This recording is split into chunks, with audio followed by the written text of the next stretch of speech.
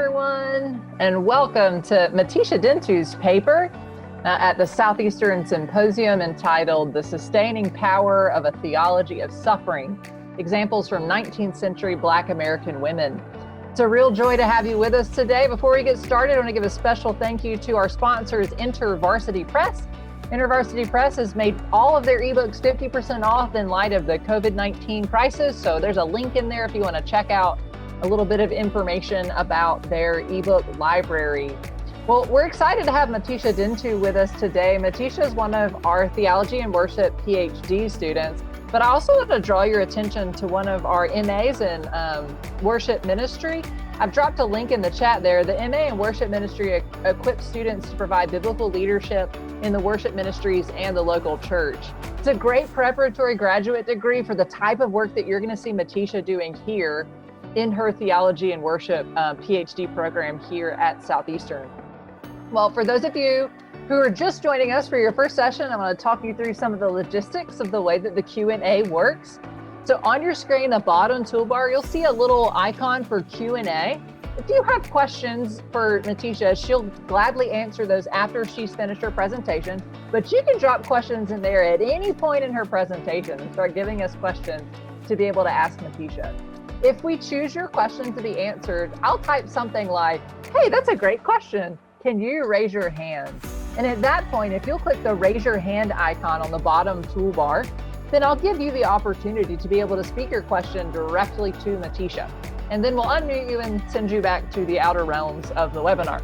So feel free to drop questions in there at any point.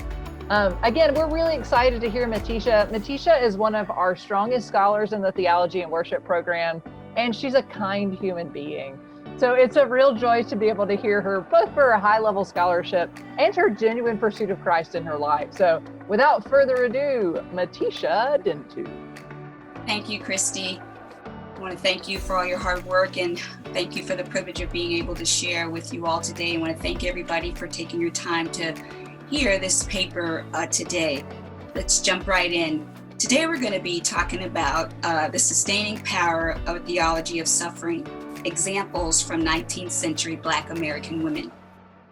Black American women have endured innumerable hardships since their involuntary voyage from Africa to America. For over 350 years, they have persevered through and overcome inexplicably manifold, dehumanizing acts of violence associated with chattel slavery in America. In a letter to William Wilberforce, John Wesley characterized American slavery as, I quote, "the vilest thing that ever saw the sun."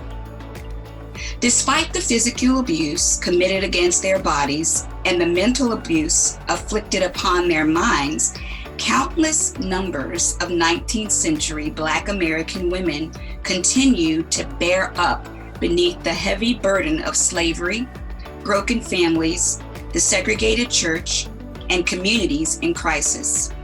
But how did they do it? What was it that sustained some Black American women during the traumas of the 19th century? Modern scholars and social activists continue to seek to identify this sustaining power. Dolores Williams, a scholar and self-described womanist theologian, noted for her studies on the intersection of oppression, race, gender, and class, has sought to define this sustaining power as a God force for justice, healing, and resistance. Meanwhile, social media activist Kashawn Thompson originated the increasingly popular term Black girl magic to define this sustaining power. While the terms presented by Williams and Thompson are spiritual and catchy, respectively, a clear articulation remains undefined. This paper asserts that the sustaining power behind the perseverance of some Black American women, particularly in the 19th century, was neither Black girl magic nor the generic God force for justice, healing, and resistance. This paper will argue that the power that sustained some Black American women was the result of a biblical theology of suffering that rested in the only wise God. To support this argument, this essay will build on the work of evangelical scholar Philip C. Zilla, author of The Roots of Sorrow, a pastoral theology of suffering. This paper will use his work to examine the theology of suffering and stories of redemption found in the narratives of Jarena Lee, Zilpha Elah, and Julia A.J. Foote. Although unaware of Thompson's Black Girl Magic or Williams's God Force for Healing and Resistance, the hope-filled cry of Black American women rings with clarity in the memoirs and personal narratives of these three 19th century Black American women. It was hope that empowered them to successfully navigate the tension between their suffering and the sovereignty of God. As we consider the context of their suffering, it is both necessary and essential to know early on that the specificity of this essay in no way seeks to discount or minimize the sufferings experienced by people of a different time, a different race, or a different gender. One need only take a cursory look back through history to find support for the assertion that all have suffered. This essay seeks to explore the sustaining power that allowed some Black American women to survive the sufferings they experienced in 19th century America. Slavery, former slave, Black codes, Jim Crow, uneducated, colored, woman. These are words that characterize the socio-political context of Black American women during the 19th century. Moreover, the threat of sexual and physical abuse also characterized their communal and familial lives. Additionally, these women struggled beneath the burden of having to prove themselves as morally, spiritually, and intellectually equal to white people. Nonetheless, the autobiographical narratives of Jarena Lee, Zilpha Elah, and Julia A.J. Foote offer insights into the complex context of 19th century Black American women and identifies hope in a sovereign God as their sustaining power. Hope has and continues to be a central theme in Black American history. Hope, according to A. Elaine Brown Crawford, is the theological construct that moved some 19th century Black American women beyond endurance to survival and ultimately toward the transformation of difficult circumstances. Hope is universal. However, the character of hope resounds with distinction in the writings of Jarena Lee, Zilpha Elah, and Julia A.J. Foote. It was hope that empowered these women to successfully navigate the turbulent intersection of a sovereign God and a cruel slave master. Why hope and not Black Girl Magic? Although very popular in our 21st century context, the term Black Girl Magic would not have been an appropriate term for use in the context of 19th century Black American women.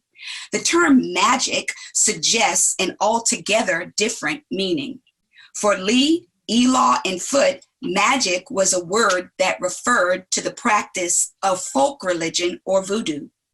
While an in-depth study of the complexities of the religious practices of 19th century Black American women does not fit within the scope of this essay, Lawrence W. Levine helps us understand by acknowledging that although today's scholar and theologian may experience difficulty in separating the 19th century slave practice of Christianity from their practice of folk belief, most slaves were very clear about the difference between these two practices.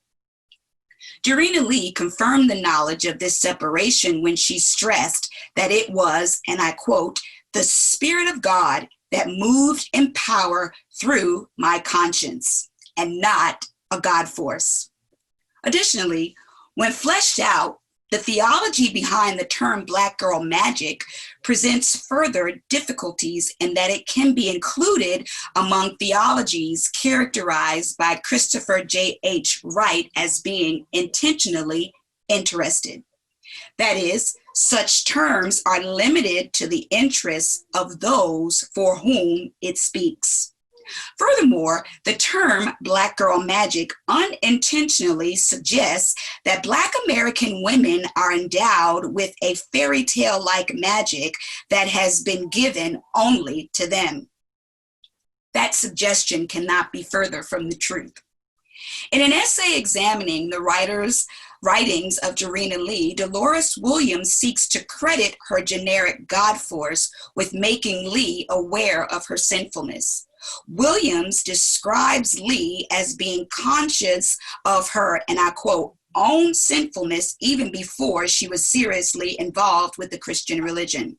However, in her description, Williams fails to acknowledge that Lee specifically attributes the awareness of her conviction to the grace of the Christian God who, and I quote, continued mercifully striving with her until his gracious power converted her soul. The God force for healing, justice, and resistance that Williams credits with sustaining Lee is not the God that is articulated in Lee's narrative. Contrary to Williams, Dolores C. Wiggins accurately states that, and I quote, the women she studied recounted the difference God had made in their lives. Lee, Elah, and Foote embraced the Christian God of the Bible, believing that it was him who spoke to them. The experiences of these women did not lead them to practice voodoo. It led them to conversion and a new life of following Jesus. Each of these women's narratives signifies her initial state of hopelessness until she cried out to the God who heard and responded to her cry. These women exemplified the reality that God hears our cry. What one believes about God can have a significant impact on how one deals with suffering. Similarly, suffering can have a considerable effect on what one believes about God. The reality of these two statements highlights the significant role theology plays in how we view ourselves and the world in which we live. Philip C. Zilla, academic dean and faculty member at McMaster Divinity College in Canada and author of The Roots of Sorrow, a pastoral theology of suffering, suggests that theology has the responsibility of reflecting a constructive vision of God. He asserts that when taken seriously, a mature biblical theology of suffering can make sense out of indescribable anguish.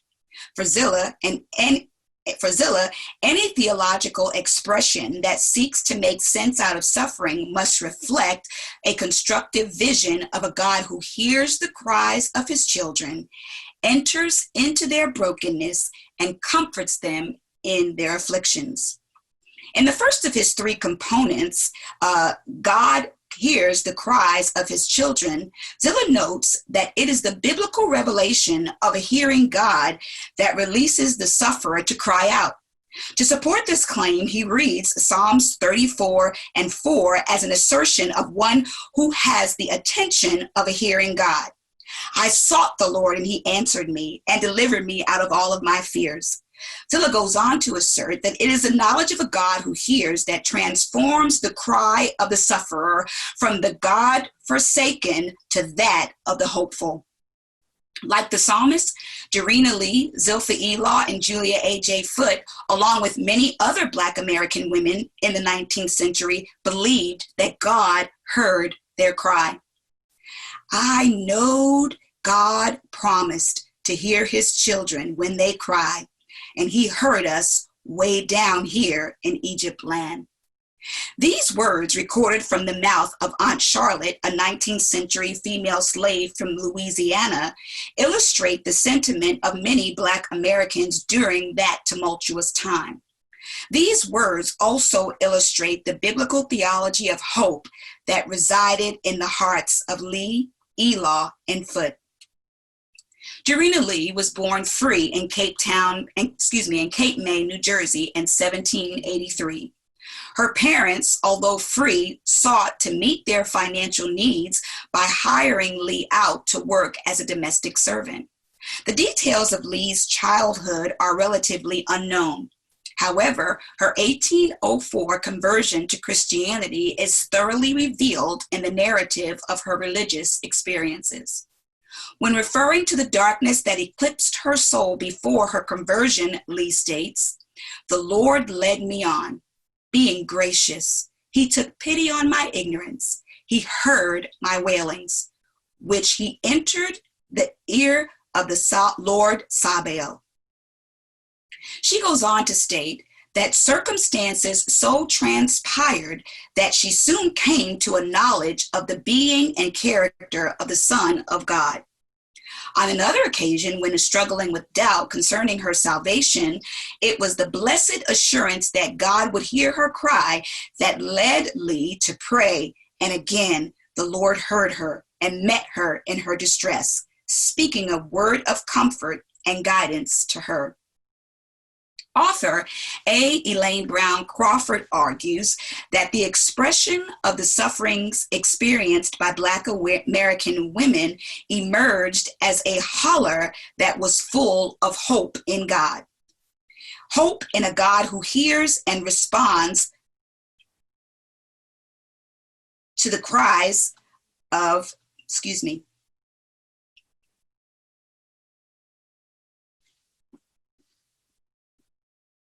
The holler Crawford asserts is the renunciation of radicalized and genderized violence perpetuated against them, generation after generation.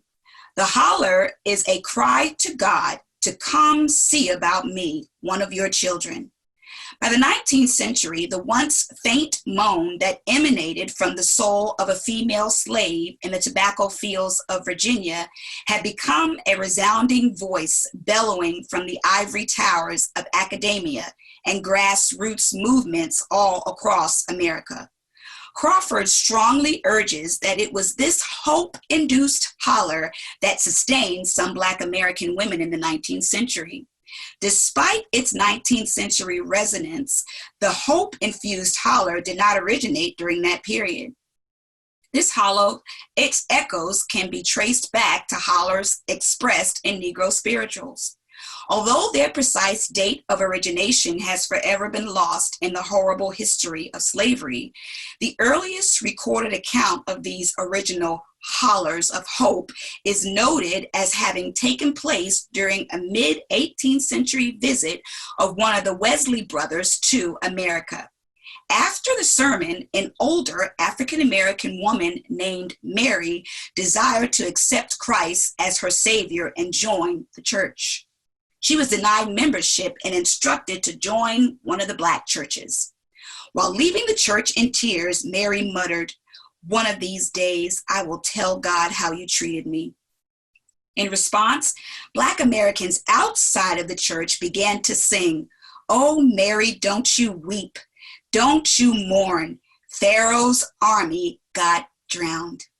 The Negro spirituals were the holler that embodied the mental and physical anguish of a suffering race, the safety valve of their complaining and revolt against oppression. These songs, slaves were able to express a biblical theology that rested in a sovereign God who was in control of their sufferings. For Lee, Elah, and Foote, the horrors of suffering did not eclipse their hope in God. Instead, their sufferings resulted in words that are full of a type of hope that draws on the darkness of suffering and wrestles with it until it is overcome by the light of a sovereign God. In their narratives, we discover expressions of hope that rested in a God who heard their cry and entered into their brokenness, which brings us to our third section. God certainly enters our brokenness. The biblical concept of a hearing God who enters into the sufferings of his children has long been a source of hope for Black Americans, both enslaved and free. On New Year's Day in 1808, in commemoration of the abolition of the Atlantic slave trade, Absalom Jones preached a sermon entitled A Thanksgiving Sermon. The biblical text of Jones's sermon was Exodus chapter 3, verses 7 and 8. And the Lord said, I have surely seen the affliction of my people which are in Egypt, and have heard their cry by reason of their taskmasters.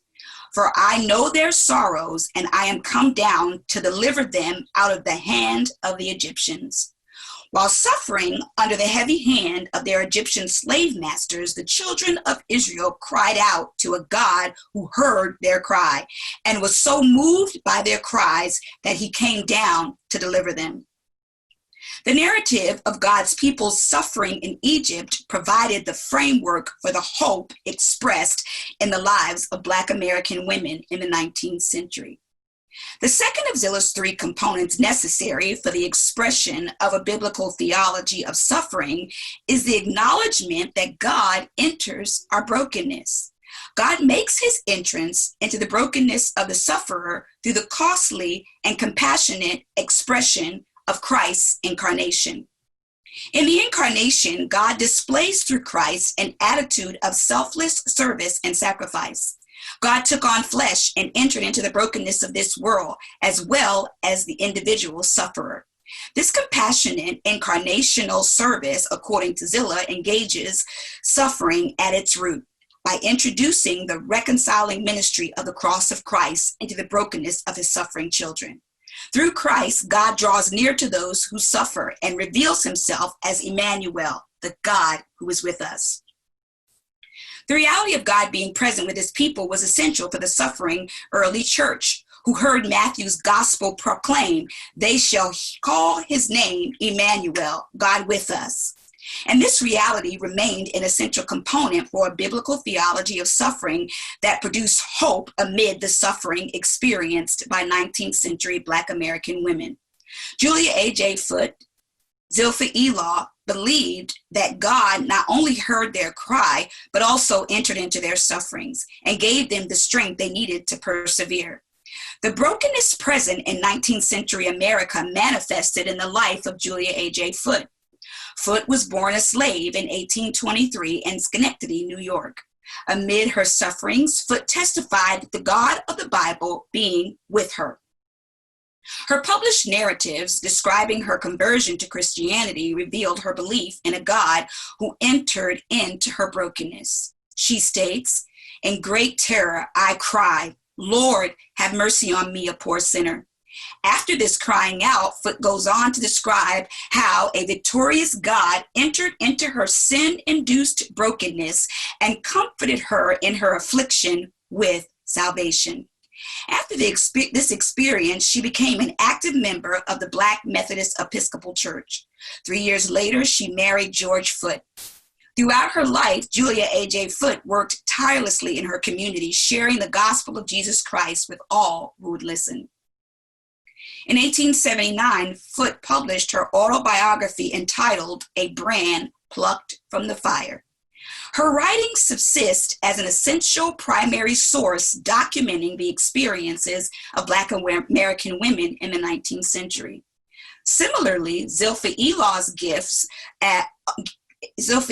gives us additional primary sources in the form of the 1849 published narrative of her life as a 19th century Black American woman.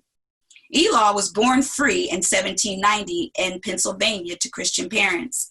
She experienced a great deal of suffering throughout her life. In addition to the oppressive slavery that threatened all Black people, slave and free, Foote also suffered from the death of her mother at the age of 12, being hired out as a domestic servant by her father, and several bouts with severe illness. Elah's conversion experience also confirms Zilla's claim of God entering the brokenness of his children. After experiencing what she describes as several seasons of contrition, Elah confesses, I felt a godly sorrow for sin. She goes on to state, I saw the Lord Jesus approach me with open arms, speaking, thy prayer is accepted. Elah experienced the transforming presence of God in her brokenness and was sustained by her belief in a God who was touched with the feelings of her infirmities and present with her in her sufferings. Elah Foote and many other Black American women who were sustained by hope as a result of a biblical theology of suffering that included belief in a God who entered into their brokenness. A notable point of divergence between the assertions of Zillah and those of Julia A.J. Foote and Zilpha Elah deserves to be mentioned. In his biblical theology of suffering, Zillah argues that those suffering must see God not only as one who enters their brokenness, but also as a suffering God. To support his assertion, Zillah draws on Dietrich Bonhoeffer's claim that only a suffering God can help. However, Foote and Elah did not cry out to a suffering God. They cried out in hope to a God who had conquered suffering. Julia A.J. Foote did not cry out to a suffering God. In her narrative, she affirmed that despite intense feelings of forsakenness, those who suffer can cry out to a victorious God who gives them the victory, knowing that his blood is victorious over all the demands of the law against them. Zilpha Elah did not cry out to a suffering God. She knew God to be a victorious champion. For in the same year that Absalom Jones delivered his Thanksgiving sermon, which commemorated the abolition of the diabolical system of human trafficking known as the Atlantic slave trade, Zilpha Elah experienced God as a victorious champion who conquered the suffering she experienced as a result of her sin. According to her memoirs, in the year 1808, I united in the fellowship of the saints with the militant church of Jesus on earth. And I can never forget that memorable evening on which I went up formally to present my hand to the brethren and my heart to the Lord. Julia A.J. Foote and Zilpha Elah did not cry out to a bruised Savior hanging on a tree. They were wholly convinced of what Jürgen Moltmann describes as the reality of a rising Jesus. And their hope was firmly rooted in the certainty of an empty tomb. These women, along with many other 19th century Black American women, testify to the tenacity of a compassionate God who moved into their brokenness and revealed himself not as a suffering God, but as a victorious champion and the source of the hope that sustained them in their sufferings. In the narratives of Foote and Elah, we discover the expression of a biblical theology of hope that rested in a God who loved them enough to hear their cry into their brokenness and comfort them in their sufferings. God comforts us in our affliction. Zillah's final component necessary for the expression of a biblical theology of suffering is this: God comforts us in our afflictions. Zillah draws on 2 Corinthians chapter 1, verses 3 and 4, wherein God is described as the God of compassion and the God of all comfort, who comforts us in all of our troubles, so that we can comfort those in any trouble with the comfort we ourselves have received from God. He notes that the God of compassion is not indifferent toward the sufferings of his children. Instead, he enters into their harsh reality with comfort. God's compassionate comfort, according to Zillah, is facilitated by a loving Christian community. It is through the Christian community that God works to sustain his children amid unbearable circumstances and to help us overcome the cause of our suffering. The importance of Christian community within the lives of Black American women in the 19th century is expressed in the experiences of Jarena Lee. When describing her intense struggle of having to raise a family after the unexpected death of her husband, Lee notes that God comforted her by bringing back to her remembrance his promise to be the widow's God and a father to the fatherless. Lee goes on to rejoice over how God surrounded her with a loving Christian community she describes as friends who liberally comforted and solaced her in her state of widowhood and sorrows. The presence of a compassionate God, bolstered by the presence of a loving Christian community, brought comfort to Lee through her time of sorrow. The sustaining and healing properties present in a loving Christian community cannot be overstated. Within the safety of its borders, women of all times are reminded of their hope, strengthened for the battle, and sustained in their suffering. Zilla suggests that the primary result of suffering produces is a reality of our need for God's comfort and God's love. This love and comfort comes to its fullest expression in the redemptive work of Jesus Christ. Through the work of redemption, Jesus is intimately identified with those who suffer. Lee, Elar, and Foote saw Jesus as the one who knew all about their sufferings because, like them, he also endured suffering. The sufferings experienced by these women expose their need for the comfort and salvation and love it illustrates. Their narratives affirm that many times they received the comfort of God's love. During the suffering, Elar recalls being comforted by God when he took the heaviest end of the cross and bore it for her. The redemptive comfort was what Elar, Foote, and Lee drew on to encourage a hope in their Christian brothers and sisters that was strong enough to sustain them as they passed through the deep waters of suffering. In conclusion, D.A. Carson suggests that for some people, intense suffering leads to the question, where is God? In response to this question, he proposes a biblical approach to the question surrounding evil and suffering that explores parts of the puzzle and helps to build a picture that locates evil and suffering within a certain framework, the Bible. The narratives of Dorina Lee and Zilpha Elar and Julia A.J. Foote transcends the preoccupation with the question, where is God? Instead, their writings exemplify a lived-out biblical theology of suffering that produced a sustaining that rested in the sovereign God. The intent of this essay is not to suggest that Lee and Elar had a systematic theology of suffering that would meet today's criteria. This essay does suggest that the theology of suffering lived out by Lee, Elar, and Foote took seriously the responsibility of articulating an expression that reflected the constructive view of suffering. But how did they do it? What was the sustaining power that allowed these Black American women to bear up under the suffering they experienced? It was not Black girl magic, nor was it the generic God force of resistance. It was the only wise God who hears the cries of his suffering children, enters into their brokenness, and promises to comfort all who call out to him in his affliction. Thank you very much.